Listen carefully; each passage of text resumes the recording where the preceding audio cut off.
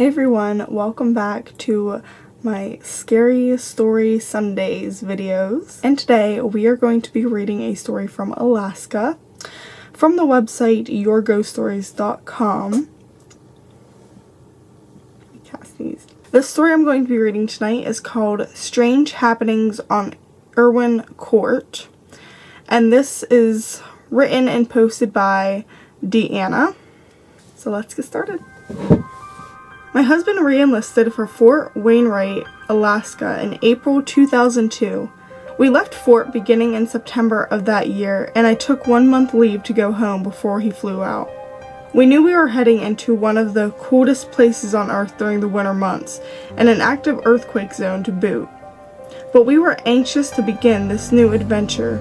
After 3 weeks in lodging, we got a house over in Birchwood. It was a townhouse-style home, and it was very cozy. I don't remember exactly how long we were in the house before I had my first experience, but it was active up until we moved in April 2006. My husband worked night shift on patrol quite a bit for the first year we were there. One night my husband was working and I was sleeping. I got woke up by 2 pokes on my left thigh. I thought it was my daughter wanting to climb in bed with me. But when I rolled over, no one was there, and both the kids were in bed, sound asleep. I thought I was just dreaming, so I rolled back over and went back to sleep. I just put it out of my mind. It was a few months later, and my husband was actually home this time. I was laying on the left side, and I don't remember how long I'd been sleeping, but I was awakened by someone saying, "What?" in a very forceful manner into my right ear. I could feel warm breath as it was said. I kicked my husband's leg and told him to leave me alone and let me sleep. He kicked me back, saying he hadn't done anything because he was sound asleep. It ticked me off a little, so I sat up and pushed on him to get him to wake all the way up. He kept saying he didn't do anything and that I should just let him go back to sleep. We went back and forth for a few minutes, and I told him what had happened before. He said one last time he hadn't done it, and that maybe it was one of my friends' spirits that seemed to follow me around, and that I should just let it go and go back to sleep, since there's nothing either of us could do about it. I thought, whatever, I'll just go back to sleep. Then one night, a few months later, my husband and I were downstairs watching TV after we put the kids to bed. Our daughter, who's almost 3 at this time, liked to go out of bed and try to stay awake as long as she could. Well, when we heard little footsteps coming down the stairs, we figured she was going to have an excuse to be up. So my husband went and jumped at the bottom of the stairs to try and catch her, and no one was there. He looked at me and said, "I know you heard that just as well as I did." And I looked at him and said, "Yeah, I did." So we both went upstairs to see if either of the kids were awake, and they were both sound asleep.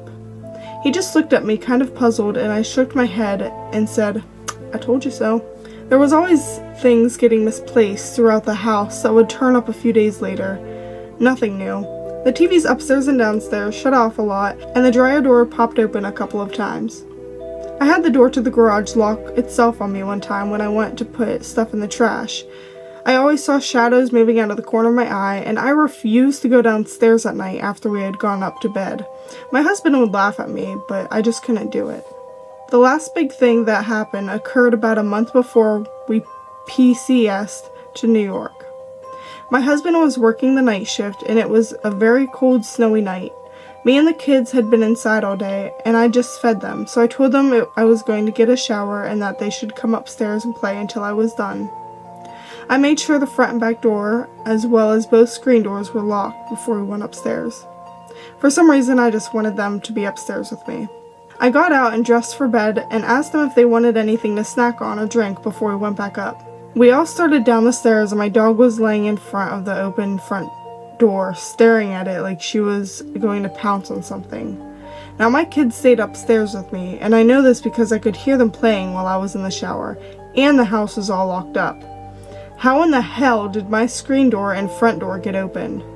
I panicked and grabbed my kids, threw their coats on at them, and told them to get the dog and get in the car. I threw my coat on, grabbed my purse, closed and locked the door, and I got in the car and left.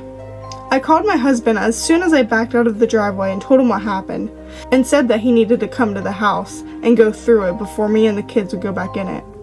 He said he'd be home in a couple minutes, but I wasn't going back without him, so I kept driving.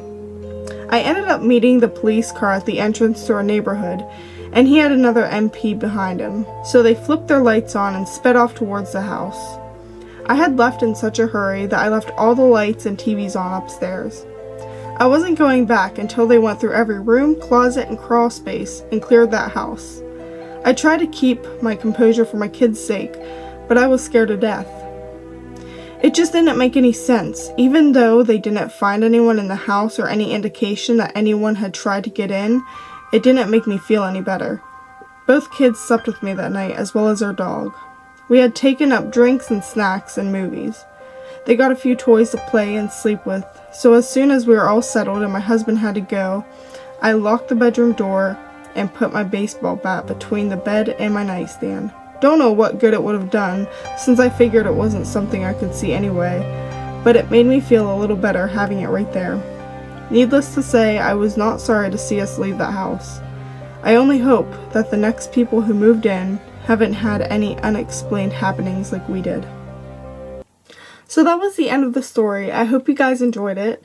I know I'd be creeped out if I know that I locked the doors and they open themselves, but I don't know. That was kind of a creepy story, so let me know what you guys think in the comments. Also, like and subscribe for more videos, and I'll see you guys next time for more spooky stories. Alright, bye guys.